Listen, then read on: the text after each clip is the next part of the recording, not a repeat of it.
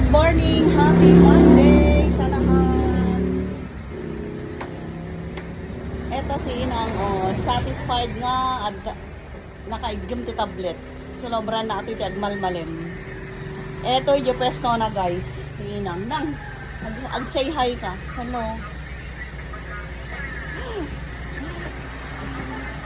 Malapit na siyang mag 87 years old ni Mother Dear.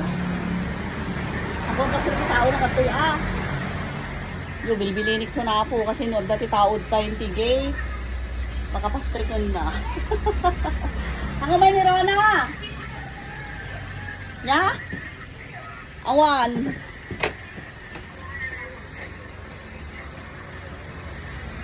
Mapantay man ang trabaho.